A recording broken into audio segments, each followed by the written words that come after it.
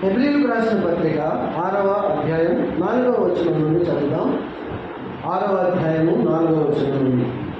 ఒకసారి వెలిగింపబడి పరలోక సంబంధమైన వరమును రుచి చూచి పరిశుద్ధాత్మలో పాలివారై దేవుని దివ్యవాక్యమును రాబో యుగ సంబంధమైన శక్తుల ప్రభావమును అనుభవించిన తర్వాత తప్పిపోయిన వారు తమ విషయంలో దేవుని కుమారుని మరలా సిలువ వేయచ్చు బాహాటంగా అవమానపరుచుతున్నారు.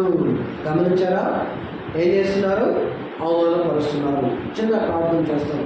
కుప్పలుగా దయాళుడైన మా తండ్రి, కృపగల మా దేవ, క్రీస్తు ప్రభు ఘనమైన నామమున స్తోత్రాలు చెల్లిస్తూ లేఖనాల్లో నుండి మీరు మాట్లాడండి, కావలసిన సంగతులను బయలుపరచమని మీకే మహిమ ఘనత ప్రభావంగా ఆరోపిస్తూ యేసుక్రీస్తు ప్రభు నామమున ప్రార్థించి వేడుకుంటున్నాము తండ్రి.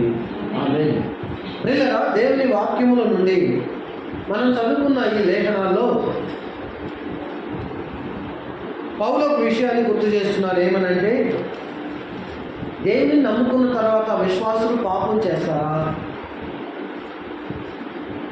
దేవుని నమ్ముకున్న తర్వాత విశ్వాసులు పాపం చేస్తారా? అంతకుముందు బూతులు ఉన్నాయి, ఇప్పుడు బూతులు మాట్లాడలేదు. అంతకుముందు దేవుని ఆరాధించరు, ఇప్పుడు ఆరాధన చేస్తున్నారు. అంతకుముందు లోకంతో ఉన్నారు, ఇప్పుడు లోకంతో లేరు. బాగుంది. అన్నీ మార్చుకున్నారు. అన్నీ మార్చుకున్న తర్వాత మౌనం ఉంటే సరిపోయిందా? లేదు. భక్తి జీవితంలో విశ్వాసులు చేసే కొన్ని పాపాలను ఈ మధ్యాహ్న కాల సమయంలో మనం చూద్దాం. విశ్వాసులు చేసే పాపాల్లో మొదటి పాపం ఏంటో చూడండి. యాకోబు పత్రిక. విశ్వాసులు పాపం చేస్తారా అంటే వాక్యము కొన్ని విషయాలను మనతో మాట్లాడుతుంది. ఏమని? యాకోబు పత్రిక 4వ అధ్యాయం 17వ వచనం. 4వ అధ్యాయము 17వ వచనం యాకోబు పత్రిక. కాబట్టి మేలైనది చేయనెరిగియు అలాగూ చేయని వారికి పాపము ఏం కలుగుతుంది? మేలు చేయనెరిగి ఉండి కూడా మేలు చేయకపోవటం ఏంటి? పాపమే. అంటే పాపం అనగా మనం గుర్తొచ్చేది ఆజ్ఞాతిక్రమమే. సరే, ఇప్పుడు ప్రభువు నమ్ముకున్నాం కదా, ఇప్పుడు మనం ఏం తెలుసుకుంటున్నాం? వాక్యం తెలుసుకుంటున్నాం. వాక్యం తెలుసుకునే కొన్ని ఎలాగో మేలుకరంగా బ్రతకాలో కొన్ని విషయాలు నేర్చుకుంటున్నాం. మేలు తెలుసుకొని కూడా మేలు చేయకపోవటం ఏంటది? మేలును చేయగా నెరిగియు చేయక కాలము గడుపుట పాపం కదా. ఏంటది? నశించే ఆత్మలను రక్షించే భారము నీదే ప్రియుడా. ఏంటది? మేలు తెలిసి కూడా మేలు చేయకపోవటం ఏంటది? నా పాటికి నేను వస్తా, నా పాటికి నేను ఆరాధన చేస్తా, నా పాటికి నేను కాపాడుకుంటా, నా పాటికి నేను కానుక వేస్తా, నా పాటికి నేను బ్రతుకుతా అని చెప్పి అనుకున్నావు అనుకో, నువ్వు పాపం చేస్తున్నావు.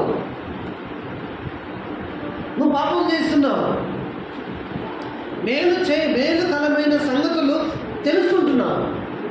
మేలుకరమైన సంగతులు ప్రభు నీతో మాట్లాడుతున్నాడు. ఆ సంగతులు చేయాలని ప్రభు చెప్పినా సరే నువ్వు చేయకపోతే ఏంటది? చెప్పండి. పాపమే. మొదటి పాపం ఏంటి? మేలు చేయనెరిగి చేయకపోవటం పాపం. రెండవది సమూయేలు మొదటి గ్రంథం 12:23. రెండవ పాపం ఏంటి విశ్వాస జీవితంలో అంటే? చూడండి, సమూయేలు మొదటి గ్రంథం 12వ అధ్యాయము 23వ వచనం. నా మట్టుకు నేను నీ నిమిత్తము ప్రార్థన చేసేదను. ప్రార్థన చేయటం మానుట వలన యెహోవాకు ఏమని? ప్రార్థన చేయకపోవటం పాపం. ప్రార్థన చేస్తున్నావా? నువ్వు విశ్వాసి, నేను విశ్వాసి. నేను ప్రార్థన చేయకపోవటం ఏంటది? పాపం. నువ్వు ప్రార్థన చేయకపోవటం. మరి ఈ పాపం ఎంతమంది చేస్తున్నారండి? విశ్వాస జీవితంలో ప్రార్థన చేయని విశ్వాసి పాపం చేస్తున్నాడు.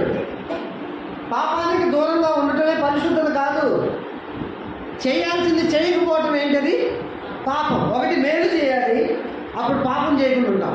రెండవది ప్రార్థన ఎవరు చేయట్లేదో వాళ్ళు పాపంలో ఉన్నట్టు. పాపులు ఆరాధన చేస్తే దేవుడు తీసుకుంటాడా? మరి మేలు తెలిసి కూడా నువ్వు మేలు చేయకుండా బతుకుతుండే సంఘమునకు నువ్వేం చేస్తున్నావు? పాపం చేస్తా ఆరాధన చేస్తావా? రెండో విషయం, ప్రార్థన చేయకుండా పాపం చేస్తున్నావు. నీవు పాపం చేస్తూ ప్రభుని ఆరాధన చేస్తావా? చేయకూడదు. లోకానికి దూరంగా ఉండటం ఎంత మంచి పనో, చేయాల్సింది ప్రభువులో చేయకపోవటం కూడా అంత పాపం. అది ప్రార్థన చేయకపోవటం పాపం, మేలు చేయకపోవటం పాపం. ఇవన్నీ లోకస్తుల పాపాలు కాదు, లోకంలో ఉండేవారి పాపాలు కాదు, భక్తి జీవితంలో విశ్వాసులు చేసే పాపాలు ఇవి. అందుకనే నేను పరిశుద్ధుడును కనుక మీరు పరిశుద్ధులుగా బతకాల్సిన విశ్వాసులు ఇవి చేయకపోవటం వలన పాపులుగా బతుకుతున్నారు. ఇది వాక్యం చెప్తుంది. ప్రభువుని నమ్ముకున్నారు, పరలోక సంబంధమైన వరమును రుచి చూచారు, మరలా యేసు క్రీస్తు ప్రభువును బాహాటంగా సిలువ వేస్తున్నాను. పాపము మనం ఒకసారి చేసిన పాపాన్ని, ఆదాము ద్వారా మనకు వచ్చిన ఆ పాపాన్ని బట్టి ఆయన ఒకసారి సిలువ వేయబడ్డాడు. ఇప్పుడు మనం ఏం చేస్తున్నాం తెలుసా? మనం మళ్ళా ప్రభువుని నమ్ముకున్న తర్వాత ఆయనలో కొనసాగుతున్నప్పుడు మనం మేలు చేయకపోవటం వలన ఆయన ఏం చేస్తున్నాం? సిలువ వేస్తున్నాం. ప్రార్థన చేయకపోవటం వలన ఆయన ఏం చేస్తున్నాం? సిలువ వేస్తున్నాం. మూడవ సంగతి, మలాకీ గ్రంథం 3వ అధ్యాయం 8వ వచనం. మరి ఒక పాపం ఏంటి?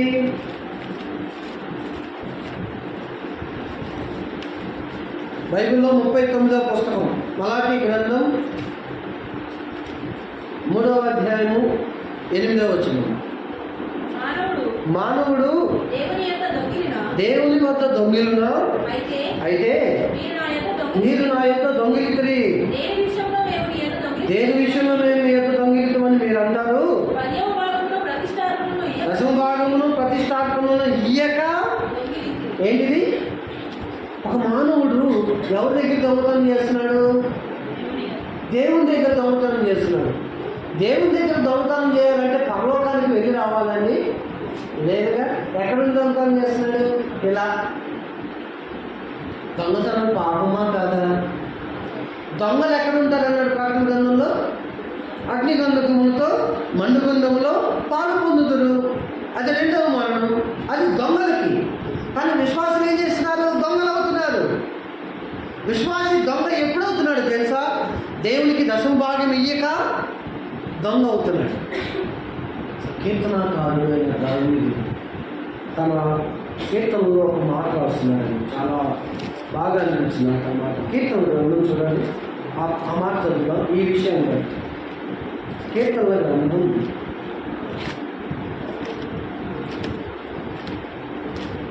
16వ కీర్తన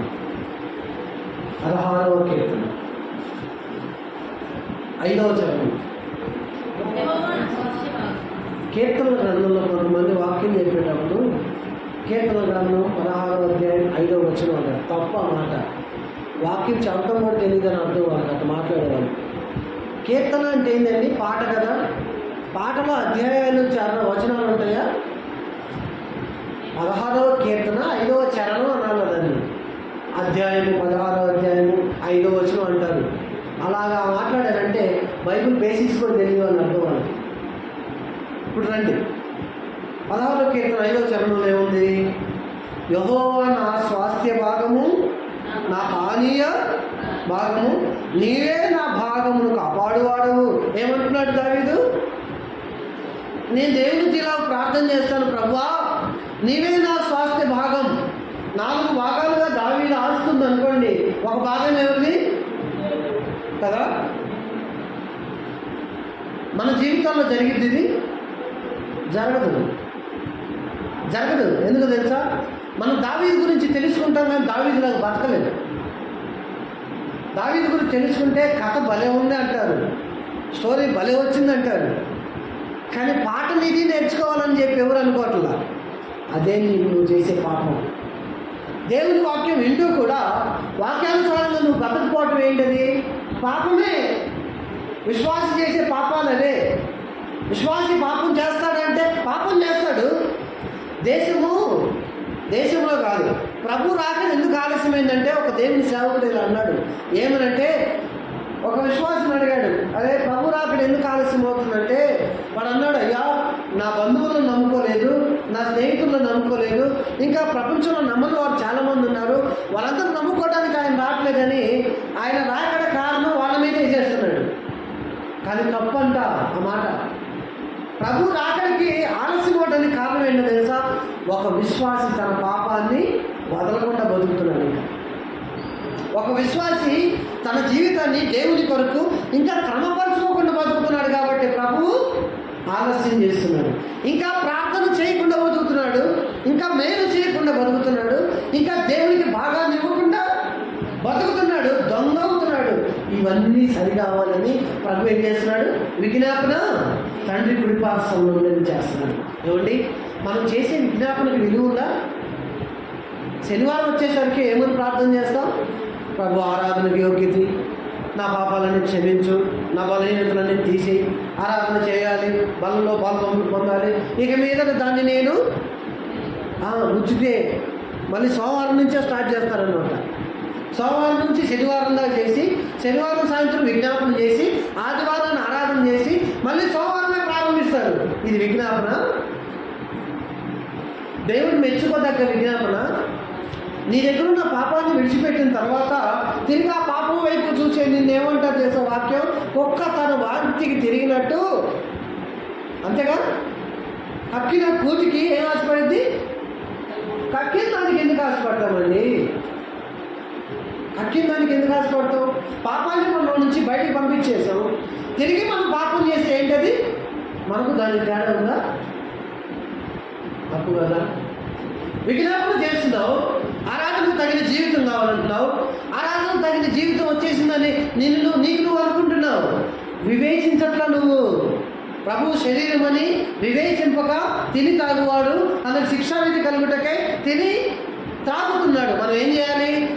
వల్ల తీసుకునే ముందు వివేచించాలి. ఏమని? విజ్ఞాపనలో ఒప్పుకున్న పాపాలు, విజ్ఞాపనలో ఒప్పుకున్న బలహీనతలు మరలా విజ్ఞాపన సమయానికి రాకూడదు.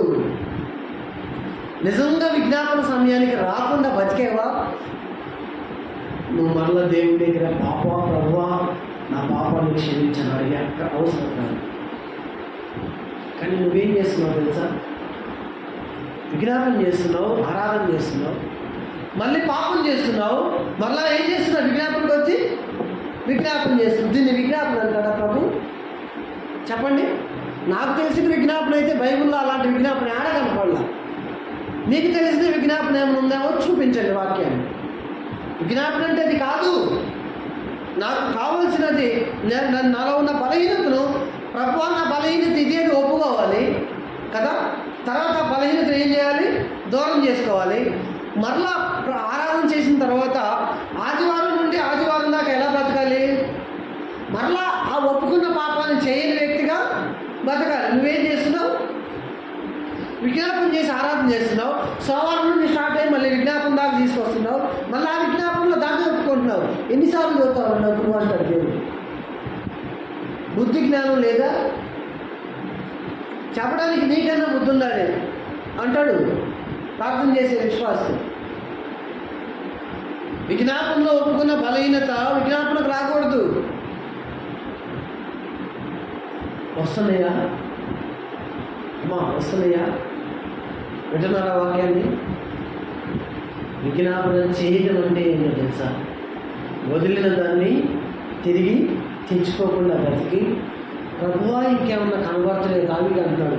ప్రభువా నన్ను పరిశీలించు, నన్ను పరిశోధించు. ఎందుకో తెలుసా? ఆయన పైరూపాన్ని చూసే దేవుడు కాదు. నేను హృదయాన్ని చూస్తాడు, లోపలను చూస్తాడు. ఆయన నీకెళ్ళి చూస్తే నీలో ఉన్న సమస్తం కనబడుతుంది. ఆయనకు సమస్తం నీలో కనబడుతుంటే ఒకసారి ఒప్పుకున్న పాపాన్ని రెండోసారి చేస్తూ కనబడితే ఆయన ఒప్పుకుంటాడు నిన్ను. దీన్ని బట్టి ఆలోచించండి. ఈరోజు ఆరాధన తర్వాత మనం ఈ వాక్యాలను చదువుకున్నాం. ఈరోజు ఆరాధన చేసేసాం, నిన్న రాత్రి విజ్ఞాపన చేశాం. నిన్న రాత్రి విజ్ఞాపన చేసి ఒప్పుకున్న పాపాన్ని మరలా వచ్చే విజ్ఞాపన చూపిస్తామా? చూపించాలా? అలా చూపించిన వాడిని దేవుడు ఒప్పుకుంటాడా? విశ్వాసి ఎంత పాపం చేస్తున్నాడో చూసారా? విశ్వాసి పరిశుద్ధుడు అవటానికి ప్రయాసపడాలండి. అందుకనే పౌలు గలతీయులతో అంటున్నాడు, క్రీస్తు సారూప్యం మీ యందు ఏర్పడు పర్యంతం నీ విషయమే నాకు మరలా ప్రసవ వేదన కలుగుతుంది అన్నాడు. ఒక వ్యక్తి తను తాను పరిశుద్ధులుగా చేసుకోవడానికి, తను తాను పరిశుద్ధులుగా బతకడానికి ప్రసవ వేదన పడే అంత విమర్శను తను తాను గురి చేసుకోవాలి. నేను అన్నిటికీ సరిపోతానని నిన్ను గురించి నువ్వు ఆలోచించుకోండి. ఎందుకో తెలుసా? నీ పరిశుద్ధత నీ ఆలోచనను బట్టి కాదు దేవుడు పరిశీలించండి, తన పరిశుద్ధతను బట్టి నిన్ను పరీక్షిస్తాడని. పరీక్షిస్తే ఎలా కనబడతావు?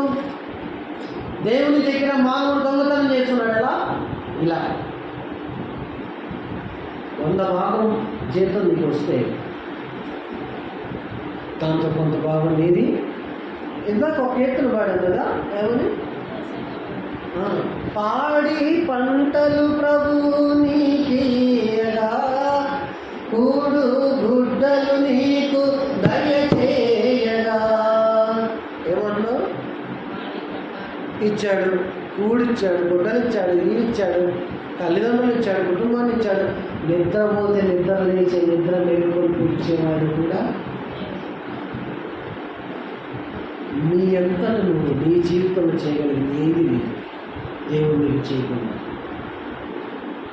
నువ్వు నిద్రపోతుంటావే, నిద్ర లేచావే, నీకు నిద్రకు మేలుతో ఇచ్చేవాడు నిద్రలోనే పోయిన వాళ్ళు ఎంతమంది అండి కదా? కానీ నువ్వేం చేస్తున్నావు తెలుసా? ఇవన్నీ దేవుని ద్వారా అనుభవిస్తా ఆయన భాగము. దావీదు ఆయన నా భాగం అంటున్నాడు. దేవునికి అలా ఇచ్చిన తర్వాత ఆయన మనోహరమైన స్థలాల్లో నాకు దేవుడు భాగాన్ని సిద్ధం చేశాడు అంటున్నాడు కింద మాటల్లో. నీకెందుకు సిద్ధం చేయట్లేదు తెలుసా? నీకంటూ దేవుని దగ్గర ఏమైనా ఉందా? వింటున్నారమ్మా? నీకంటూ దేవుని దగ్గర దేవుని సన్నిధిలో ఏమైనా కూర్చుకుంటున్నావా? యోహాను సువార్త 14వ అధ్యాయం 2వ వచనంలో దేవుని యందు విశ్వాసం ఉంచుతున్నారు, నా యందు విశ్వాసం ఉంచుడి, నా తండ్రి ఇంటి అనేక నివాసములు కలవు, లేని యెడల నేను మీతో చెప్పుదును, నేను మీకు స్థలం సిద్ధపరచ వెళ్ళుచున్నాను. ఎందుకు? నీకు స్థలం సిద్ధం చేయడానికి. మనం ఏం చేస్తున్నాం తెలుసా? ఇక్కడ స్థలాన్ని కూర్చుకుంటున్నాం, అక్కడ స్థలాన్ని కూర్చుకోలేకపోతున్నాం. భూమి మీద మీ కొరకు ధనమును కూర్చుకోవద్దు, ఇక్కడ చిమ్మిట కొట్టును తుప్పు పట్టును. నీ ఆస్తి తుప్పు పోటు పట్టుకుంది. సమకూర్చుకుంటున్నావు, రేపు సంఘం ఎత్తబడిన తర్వాత ఎవరి వశమైతుంది? లోకల వశమైపోయింది, నీది కాదు. కానీ విశ్వాసి దేన్ని కూర్చుకోవాలి తెలుసా? పరలోకంలో ధనాన్ని కూర్చుకోవాలి. ఇక్కడ దేవునికి ఇల్లు లేదు, ఇంకా అక్కడ దేవుడిని కొరకు ఏమిస్తారండి?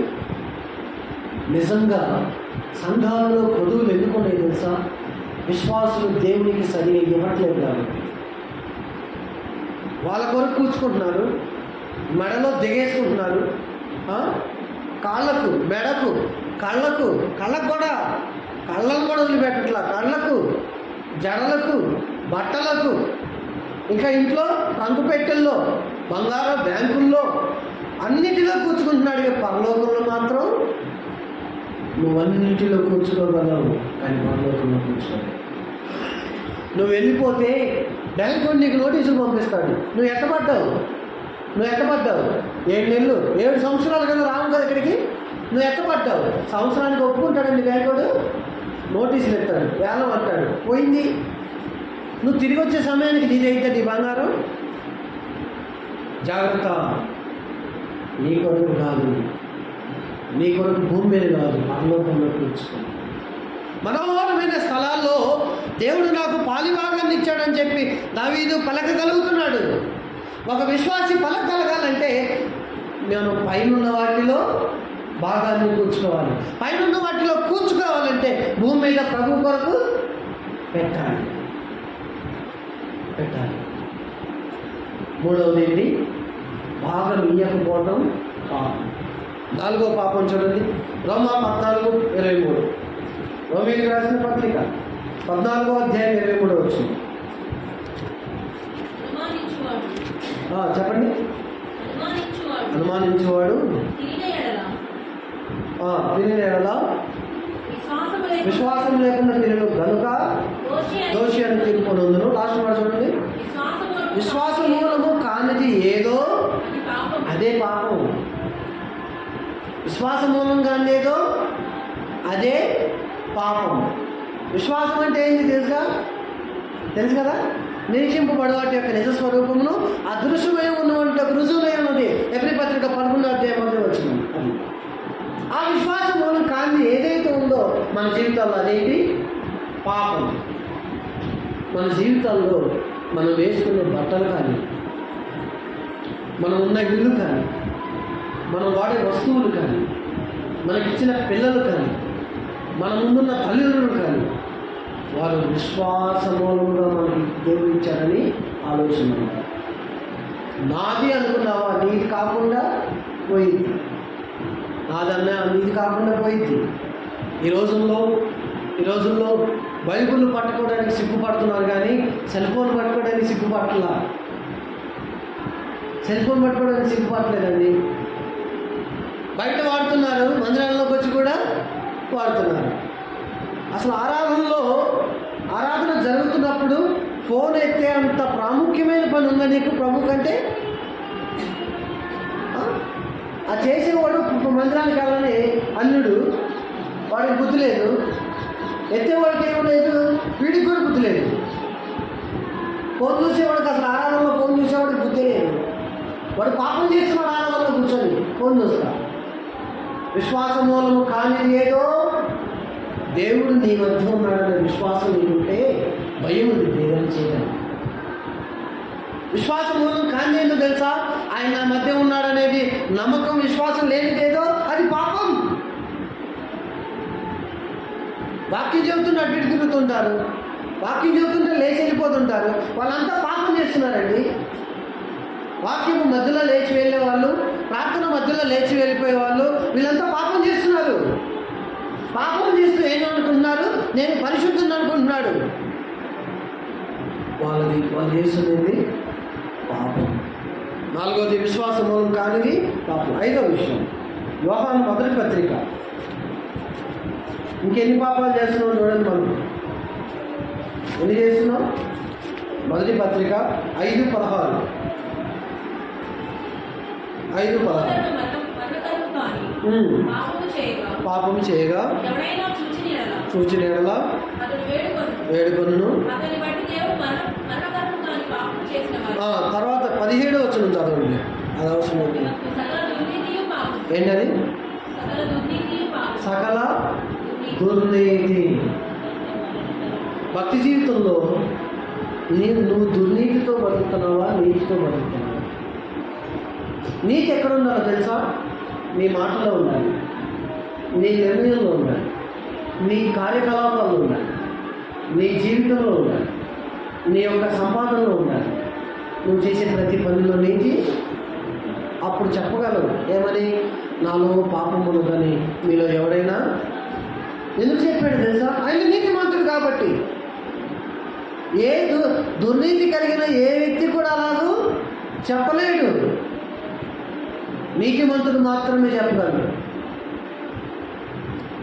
దేవుని దగ్గర దావీదు సవాలు ఇస్తాడు, నన్ను పరిశీలించు, నన్ను పరిశోధించు, నన్ను తెలుసుకో అన్నాడు.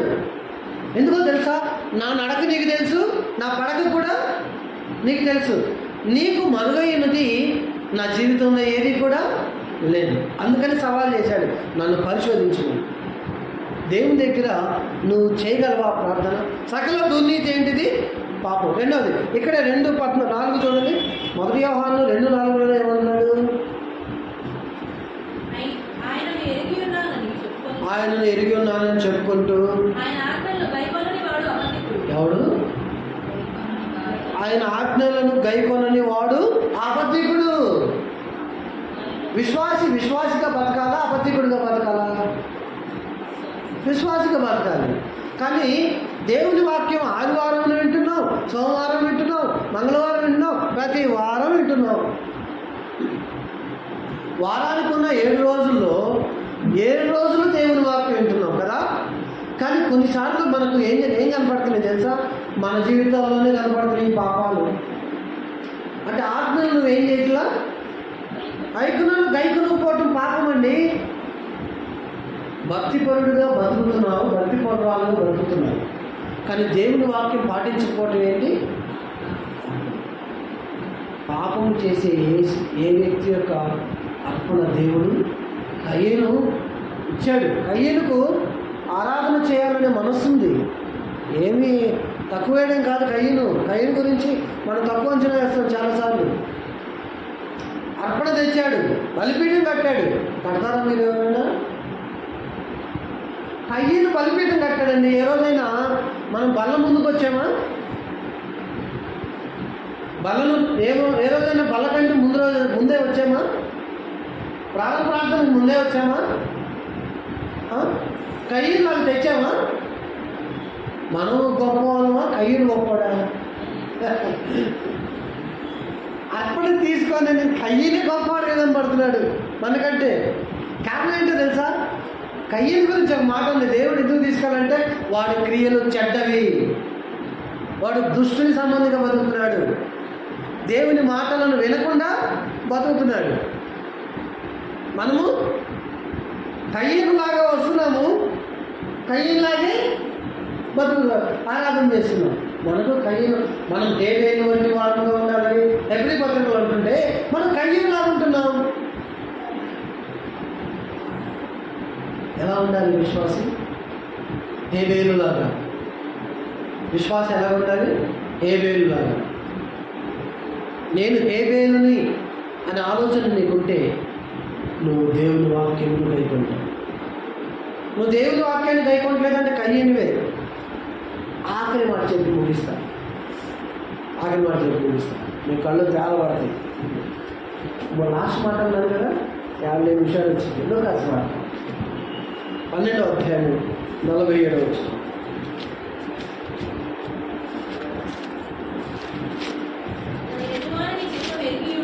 యజమానుని చిత్తం ఎరిగింది సిద్ధపడగా అతని చిత్తము చొప్పున జరిగింతకు దాసునికి అనేక దెబ్బలు తగులును. ఈడెవరు? దేవుని చిత్తాన్ని తెలుసుకొని దేవుని చిత్త ప్రకారం నడవనివాడు, చేయనివాడు కదా. నువ్వు దేవుని చిత్త ప్రకారం చేస్తున్నావని, దేవుని చిత్త ప్రకారం చేస్తున్న విశ్వాసివేనా? చేయకపోవటం ఏది? మనం కదా పాపం కదా. మొదటిది మేలు నెరిగి ఉండి చేయకపోవటం పాపం. రెండవది ప్రార్థన చేయకపోవటం పాపం. మూడవది దశమ భాగము వర్ధిల్లని కొలది సంఘంలో ఇయ్యకపోవటం పాపం. నాలుగవది విశ్వాస మూలం కానిదేదో పాపం. ఐదో విషయం సకల దుర్నీతి పాపం. ఆరో విషయం దేవుని ఆజ్ఞను గైకొనకపోవటం పాపం. ఏడో విషయం ఏంటి? దేవుని చిత్తాన్ని తెలుసుకొని కూడా దాని చిత్త ప్రకారం బతకకపోవటం. ఈ పాపాల్లో ఏ పాపం మనలో ఉంది? కొంతమందిలో కొన్ని ఉంటాయి, కొంతమందిలో కొన్ని ఒప్పుకోవాలి. మనం ఎంతైనా ఒప్పుకోవాలి. ఎందుకో తెలుసా? అతిక్రమములను దాచిపెట్టేవాడు ఒప్పుకున్నావు అనుకో కనికరం పొందుతాడు. ఈ పాపాల్లో నాలో ఈ పాపం ఉంది కాబట్టి దేవా నేను క్షమించమని అడుగుతున్నానని ఈ ముగింపు ప్రార్థనలో నువ్వు ప్రార్థన చేసి ఇంటికి బయలుదేరు. నిన్ను నువ్వు సంస్కరించకుండా నీ ఇంటిని చక్కదిద్దుకొని, నిన్ను నువ్వు సంస్కరించకుండా నీ జీవితాన్ని చక్కదిద్దుకొని, నిన్ను నువ్వు సంస్కరించుకోకుండా సంఘంలో సాక్ష్యం కలిగి ఉండలేవు. కాబట్టి జాగ్రత్త. విశ్వాస జీవితంలో మనం చేస్తున్న 7 రకాలైన పాపాల గురించి ప్రభు మనకు గుర్తు చేస్తే, ఏ పాపంలో మిగిలిన్నా ఆ పాపాన్ని ఈరోజే వదులుతాడు. ఆ పాపంతో పాటు తిరిగిండేమా లేదా? ఆ పాపం వల్ల వచ్చే జీవితం విశ్వాసం కూడా. ఇన్ని రోజులు అది అన్నిటికి అనుకున్నామే, నమ్మనోళ్ళకి అనుకున్నామే. విశ్వాసికి కూడా పాపము పరిపక్వము ఏమైంది? ఉండి ఏమైంది? పండు బాగుంది. పండు ముదిరితే, పండు కుళ్ళితే కదా విషమైతే అండి. కుళ్ళిన పండును తినగలమా? ఎందుకు తినలేము? దానిలో ఉన్న పండిన తత్వం ముదిరి ఏమైంది? కుళ్ళిపోయింది కదా. జాగ్రత్త, పాపము పరిపక్వమై మరణాన్ని నీ దగ్గరికి మరణాన్ని తీసుకుని వస్తాను. నేను బాగున్నానని నువ్వు అనుకునేలోపు మేకల్లోకి వెళ్ళిపోతావు. నేను బాగున్నాను, నేను గొర్రెల్లో ఒకదాన్ని అని నువ్వు అనుకొని ఆలోచించేలోపు మేకల్లో దోసేస్తాడు దేవుడు. ప్రభు నీ మామూలు ఆరాధన చేసాం, ప్రార్థన చేసాం, పాటలు పాడాం, పరిచర్య చేసాం, అన్నీ చేశాను, నన్నేందయ్యా మేకల్లో దోస్తున్నావు అంటే నువ్వు నేను చెప్పింది చేయాలి. ఏం చేయాల? నువ్వు విశ్వాసగా బతికేవు, కానీ విశ్వాస జీవితంలో పాపాలు ఉన్నాయి. ఇదిగో నీలో ఉన్న ఈ పాపాలను లెక్క చూపిస్తాడు దేవుడు.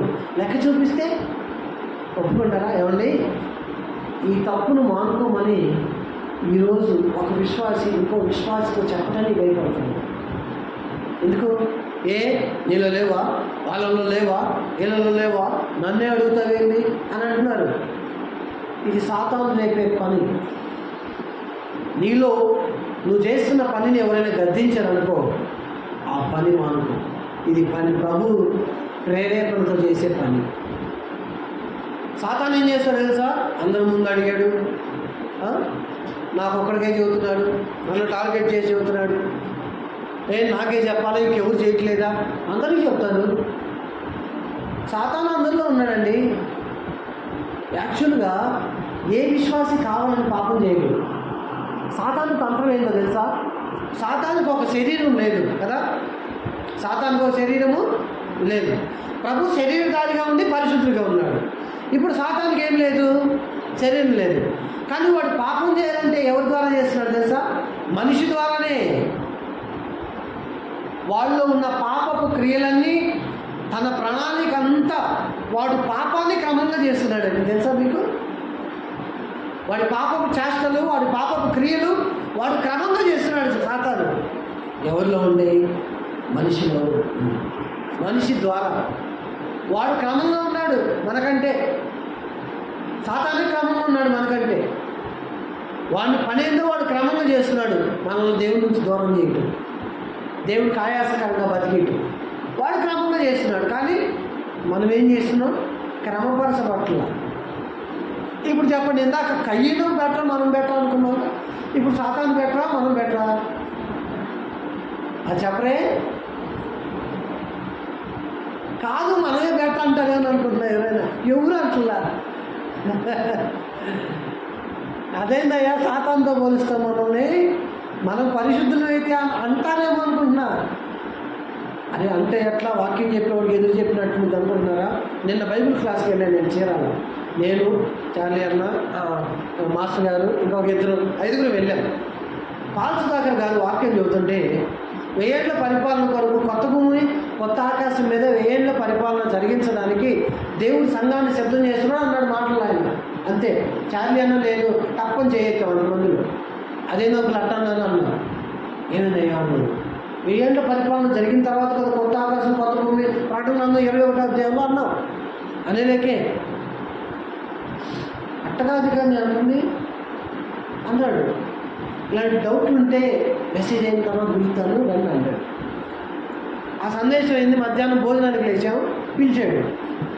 పిలిచి అన్నాడు తెలుసా, మొదట ఆయన అన్న వాటిని కవర్ చేసుకొని తర్వాత ఫస్ట్ 1000 ఏళ్ల పరిపాలన కూడా సిద్ధంలో అవుతున్నాం, తర్వాత పరిశుద్ధులు మాత్రమే మిగిలే కొత్త భూమి కొత్త ఆకాశం కూడా ఎదురు చూస్తున్నాం అంటే, అవును అనుకున్నాం, మేము ఎత్తింది కూడా అదేగా అన్నా. లాస్ట్లో అయితే అన్నాం అనుకున్నాం, మీరు బైబిల్ క్లాసులు ఇప్పుడు చెప్తున్నారు, మా అమ్మ మా నాన్న ప్రతి రాత్రి మాకు బైబిల్ క్లాస్ చెప్పారు అనుకున్నాం. కానీ అక్కడ సేవకులు ఉన్నారు, కాలం మందికి అన్నా. కానీ మేము ఆయన అబ్జెక్షన్ చేసాం. అది ఎట్లా అనుకున్నాం? అట్ట కాదు కదా అన్నాం ఎంతమంది. కారణం ఏంటి? క్రమం. అక్కడ ఉందేంటి? క్రమం. ఇప్పుడు సాతాను బెటరా మనం బెటరా?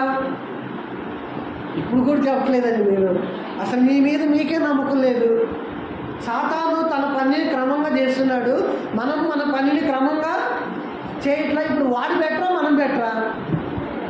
ఇప్పుడు కూడా అంటలా. పరిశుద్ధులు విశ్వాసులు శ్రేష్ఠులు భూమి మీద. 16వ కీర్తనలో భక్తులే శ్రేష్ఠులు, వాళ్ళు కేవలం నాకు ఇష్టలు. దావీదు మాట్లాడుతున్న మాటలు. భక్తులు శ్రేష్ఠులు, కానీ మనకు తెలియకుండా మనం చేసే పాపాలు ఇవి అంతే. ఆ పాపాలను మనం ఏం చేయాలి? విడిచిపెడుతూ రూపాంతరము చెందాలి. అవి విడిచిపెట్టి పోయే ముందు ప్రభు పోలిక మనలోకి వస్తూ, ప్రభు ఆలోచనలు మనకు వస్తూ, ఆ పాపాన్ని కనిపెట్టుకొని ఉండే దాన్ని పట్టుకొని ఉన్నంత కాలం మన భక్తి జీవితంలో ఎదగలేము. చచ్చేదాకా అట్టే ఉంటాం. కానీ అది దేవుని దృష్టికి పాపంగా ఎంచబడింది. కాబట్టి భక్తి జీవితంలో విశ్వాసి చేస్తున్న 7 రకాలైన పాపాల గురించి చదువుకున్నాం. మనం ఆ పాపాల విషయంలో మెలకువగలిగే జాగ్రత్తగా ఉన్నాం. ఈ ముగింపు ప్రార్థనలో ఆ పాపాన్ని ఒప్పుకొని నీలో ఏముందో నీకే తెలుసు, నాలో ఏముందో నాకే, ఇది దేవునికి సరిపోయింది కాదు, భక్తి జీవితానికి సరిపోయింది కాదు అని నీ జీవితంలో ఏముందో నీకు ఖచ్చితంగా తెలుసు. తెలియదని ఎవరనొద్దు. నీలో ఏ పాపం ఉందో నీకు తెలుసు, ఏ నడత పాపమో తెలుసు, ఏ ఆలోచన పాపమో తెలుసు. దాన్ని ఈ ముగింపు ప్రార్థనలో ఒప్పుకో. విజ్ఞాపనలో సారి పాపాలను ఒప్పుకొని మీకు విసుగు పుట్టకపోవచ్చు, కానీ వినే ఆయనకి విసుగు పుట్టిద్దండి. ఎన్నిసార్లు చెప్తాడా? బుద్ధి లేనోడా, చేయకుండా ఉండలేవా అంటాడు. నీ ప్రార్థన దేవుడు పాపుల మనవి, యోహాను సువార్తలో కదా, దేవుడు పాపుల మనవి వినడు. పాపము చేస్తూ మరలా విజ్ఞాపనలో అదే పాపాన్ని ఒప్పుకుంటూ అదే యోగ్యత కావాలని అడుగుతూ ఇక అక్కడి నుంచి పెరగకుండా, మెట్టు పైకి ఎక్కకుండా అదే బలను ఆ విధంగానే తీసుకుంటూ కూర్చొని మిగిలిపోయాం. అది దేవుడు వినడు. అలాగూ వినకుండా తోసివేయబడిన మనము ఎక్కడుంటాం తెలుసా? నేనెవరో కూడా నాకు అక్కడ ఉంటాం మనం.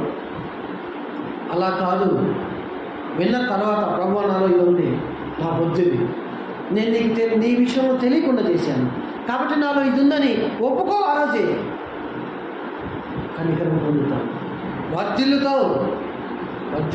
ఆశీర్వాదాలతో వర్ధిల్లుతామని చాలామంది అనుకుంటున్నారు. కానీ కృప కొరకు, క్షేమం కొరకు మనం వాటి వెంట పరిగెత్తకూడదు. అవి మన వెంట, కృపాక్షేమములే నా వెంట వచ్చును. అవి మన వెంట రావాలి. మనం ఏం చేస్తాం తెలుసా? మనం తెలియకుండా పాపాలు చేస్తాం. ప్రభువా కృపని ఇయ్యే, క్షేమాన్ని అని అడుగుతుంటాం దేవుణ్ణి. మనం వాటి వెంట పరిగెత్తుతాం తెలియక. నువ్వు చేయాల్సింది చేస్తావు, నీ వెంట పరిగెత్తుకుంటూ వస్తాయి. జాగ్రత్త. ప్రార్థన చేద్దాం.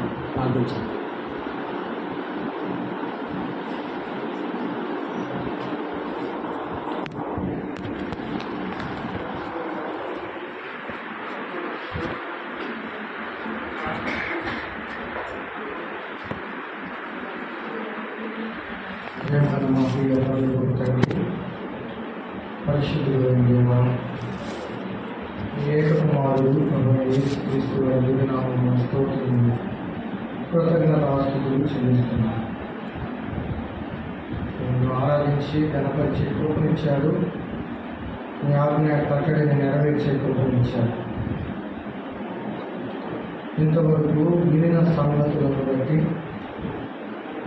మా హృదయములలో మేము వాటిని నాటుకొని వాక్యానుసారముగా జీవించడానికి మేము ఘనపరిచి మహిమపరిచే కృపను మీరు అనుగ్రహించండి. అయ్యా, వాక్యం విని విడిచిపెట్టకుండా వాక్య ప్రకారం జీవిస్తే నా మాట విని నన్ను మొక్కిని అవ్వాలి అని విశ్వాసం ఉంచుకోవాలి. నిత్య జీవం గలవాడు అని మీరు చదివించారు. బుద్ధిమంతుని పోలిన వాడు అని చదివించారు. బండ మీద తనను ఇల్లు కట్టుకున్న వారిని పోలిన వాడు అని చదివించారు. అందులో బట్టి నీకు స్తోత్రములు చెల్లిస్తున్నాం. మేము ఎలా ఉన్నాం? మేము విశ్వాసాన్ని కలిగి ఉన్నాం. ఒక్కసారి మమ్మల్ని మేము పరీక్షించుకునే కృపను అనుగ్రహించున్నాం. చేరి వచ్చిన వాళ్ళందరినీ బట్టి నీకు స్తోత్రములు. అనేక మంది రాలేదు అని జ్ఞాపకం చేసుకున్నాం. ఆరాధన కంటే ఏది ప్రాముఖ్యం కాదు అని వారికి మీరు నేర్పించము. మీ కృపను అనుగ్రహించము. సాయంత్రపు కూడికకు మమ్మల్ని సిద్ధపరచము. నీ ప్రియకుమారుడు మా రక్షకుడు ప్రభు యేసుక్రీస్తు వారి దివ్యనామమున స్తోత్రములు చెల్లించి ప్రార్థన చేసి వేడుకుంటున్నాము తండ్రి. ఆమేన్. అందరికీ వందనాలు. ఒక్క నిమిషం ఉండండి. పలహారం ఉంది. పలహారం ఉంది.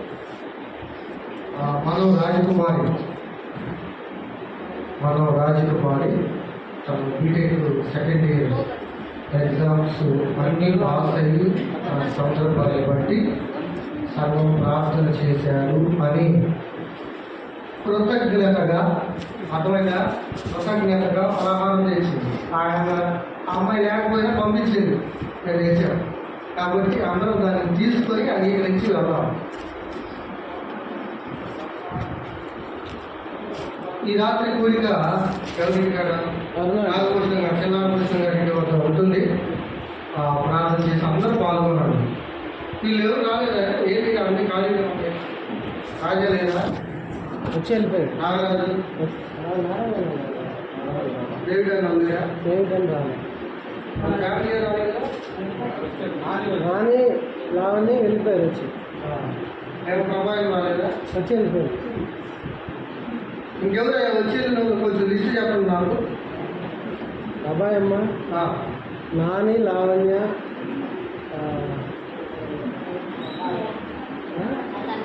రాజా వాళ్ళ అత్తయ్య.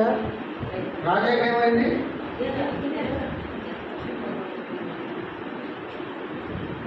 లావణ్య అంటే అమ్మాయి నెలల పిల్లలు కూర్చోలేదు. రాజాకి ప్రభావంకి ప్రార్థన చేసావా?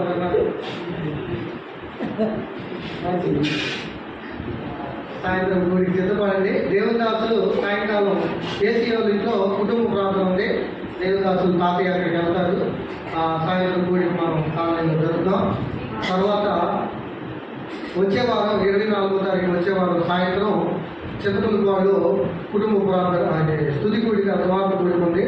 బల్ల ఏర్పాటు చేసిన రోజు 24 ఆదివారం సాయంత్రం. కాబట్టి అక్కడ కూడా అక్కడ కూడా తాతయ్య వర్తమానం ఇంకెవరు సేవకులు లేరు, నిర్ణయించారు అలాగా. కాబట్టి ప్రార్థన చేయండి, అందరూ పాల్గొనండి. ఇంకేంటి ఏమైనా ప్రకటనలు ఉన్నాయా? అనారోగ్య పరిస్థితుల్లో ఉన్నారు. సహోదరుడు రమేష్ నమ్మకం ఉన్నాడు. కాబట్టి భారతమ్మ కాలు ఎక్కువగా ఉందని అస్వస్థతలో ఉంది. ప్రార్థన చేయండి. ఇంకేమైనా ప్రకటన ప్రార్థన అవసరం ఉంటే చెప్పండి, ప్రకటన చేద్దాం, ప్రార్థన చేద్దాం. తర్వాత అమ్మాయి రాజకుమారి కొరకు ప్రార్థన చేయండి. అక్కడ బీటెక్ థర్డ్ ఇయర్ చదువుతుంది. ఇప్పుడు కొంచెం ఇబ్బందికరమైన పరిస్థితులు ఉన్నాయి, ఆర్థిక సంబంధమైన పరిస్థితులు. కాబట్టి ప్రార్థన చేయమని కోరింది. ఇప్పుడు అమ్మాయి పలహారంకి ఏర్పాటు చేసింది. అది కుటుంబం కొరకు ప్రార్థన చేయండి. తర్వాత ఎవరెవరు ఆరాధనకు సహవాసానికి దూరం అయ్యారో ఖచ్చితంగా ఈరోజు వాళ్ళని కలవాలి. పెద్దలు, సహోదరులు జ్ఞాపకం చేసుకుని సహకరించండి. వాళ్ళు ఎందుకు రాలేదో వాళ్ళు మనం పరామర్శించడం ఎంతైనా అవసరం. అది మన బాధ్యత కూడా. కాబట్టి వచ్చారు, రాకపోతే రాలేదనే మాట సరైనది కాదు. కాబట్టి మనం వెళ్దాం.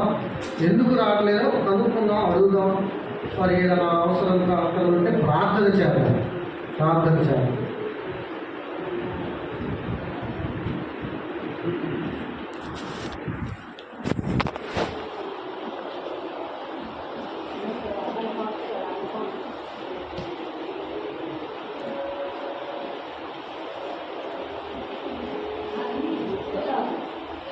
అలాగే కూర్చోండి. అయిపోయిందా?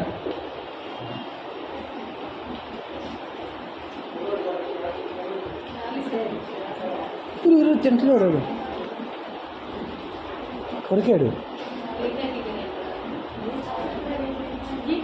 కొరికి సాపడుతున్నాడు.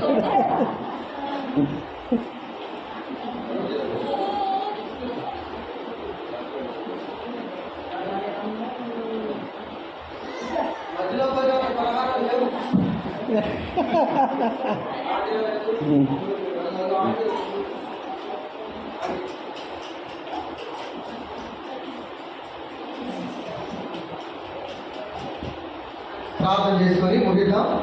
పరిశుద్ధుగా ప్రేమగా తండ్రి స్తోత్రం ఉన్నాయా. సహోదరి మనం రాజకుమార్ ప్రభువా బాబును అలాగే సత్యనారాయణ ప్రేమించి ఇచ్చిన ఆయన కుమార్తెను బట్టి స్తోత్రములు. అమ్మాయి సెంట్ ఆన్స్ చదువుతుంది గుంటూరులో. మీకు టైం లేదు, ఒక అనుగ్రహించండి అయ్యా. 2వ సంవత్సరం సబ్జెక్టులు అన్నీ పాస్ అయింది, బ్యాక్లాగ్స్ కూడా ఏమీ లేవు అని చెప్పి కృతజ్ఞతగా సంఘం ప్రార్థించారని చెప్పి సోదరి పలహారము నివాసులకు కానుకలు పంపించింది. అయ్యా అవి పంచే కృపను మీరు అనుగ్రహించారు. సోదరి చదువుల్లో జ్ఞానంలో సహాయం అనుగ్రహించండి. అమ్మాయి కోరినట్టుగా ఆర్థిక సంబంధమైన విషయాల్లో కూడా మీ కృపను అనుగ్రహించండి. తల్లి గారిని తమ్మును మీరు మార్చండి, రక్షించండి, సహాయం అనుగ్రహించండి. ఆ బిడ్డ పట్ల మీ కృప ఆవులను కంచి వేయమని ఇక స్తోత్రం చెల్లిస్తాను. అనారోగ్య పరిస్థితుల్లో ఉన్నారు సహోదరులు, నాయన సోదరి, ఆయన మీ కృపను అనుగ్రహించమని మీకు స్తోత్రం. సాయంత్రం కూడిక మమ్మల్ని సిద్ధపరచమని మీ ప్రియకుమారుడు మా రక్షకుడు ప్రభు యేసుక్రీస్తు వారి దివ్యనామమున ప్రార్థన చేసేది వేడుకుంటున్నాం తండ్రి. అందరికీ వందనాలు. ఆరాధన ముగించబడింది. ఒకరికొకరు వందనాలు చెప్పుకొని మనం సెలవు తీసుకుంటాం.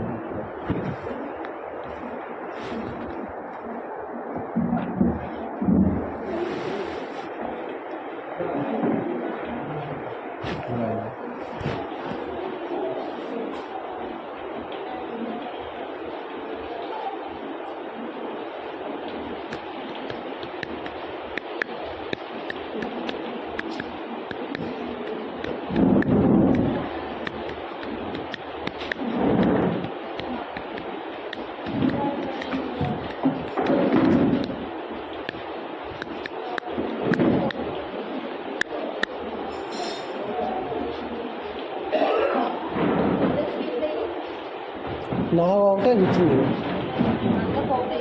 నేను తినేసాను. అందులో లెక్క అదిగో ఆ స్వీట్ తీసుకో, ఆ స్వీట్. పలహారం లేదు మధ్యలో పోయిన వాళ్ళకి.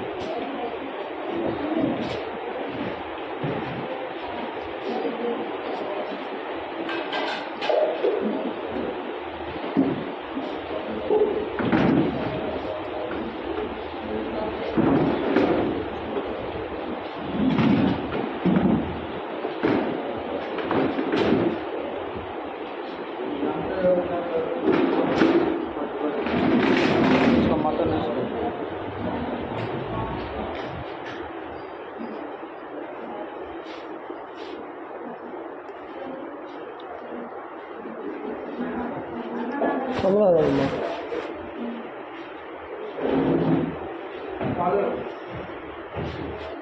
ఆటో ఉందా?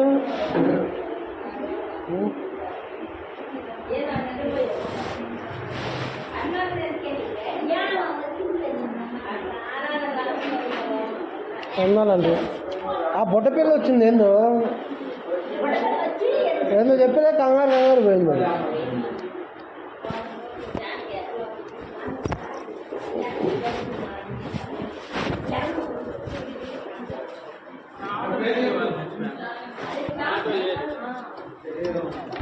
నేను వచ్చేటప్పుడు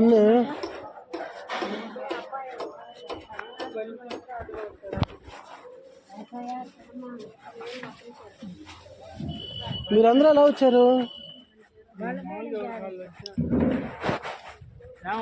ఎలా వచ్చారు మీరు? ఆ అబ్బాయి ఇప్పుడు వాళ్ళ నాన్న రాకపోతే అబ్బాయి ఆటో తీసుకొని రావచ్చు కదా.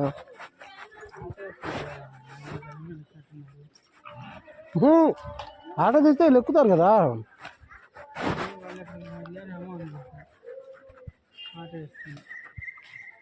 పొద్దున ఉన్నట్టుంది మరి. ఆటోలో ఊరికి వీళ్ళు బండి వేసుకుని వచ్చారు.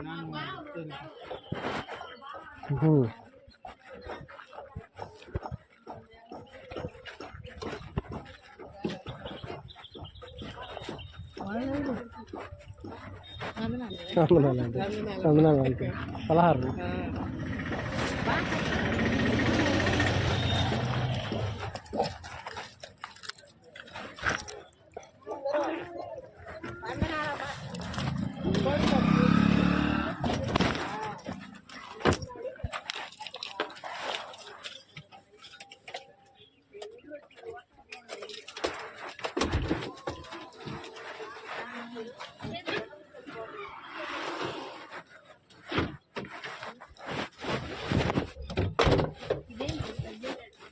అదే శానిటైజర్. అంటే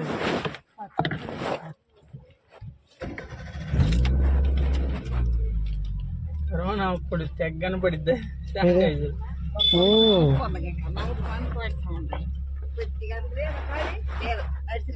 ఆగు. బయట నుంచి లేకపోతే నా బండి తీసుకోండా. నువ్వెందుకురా నువ్వు అని ఎక్క నీకు నా బండి తీసుకో. ఎక్కా, నేను కూడా అందుకే ఎక్కా. నువ్వేమో మనసు కరుణాకర్ నా బండి తీసుకొని రా, లేకపోతే తీసుకొని వెళ్ళిపో, నేను ఆనకి వచ్చి తీసుకుంటా. మళ్ళీ వస్తాలేమో నాన్న. ఆహా, ఆ బండి తీసుకొని పో, ఇంకో బండి ఉందిలే. ఎక్కు. దొరా, ఎక్కన్నారు? నా బండి తీసుకుంటాడు.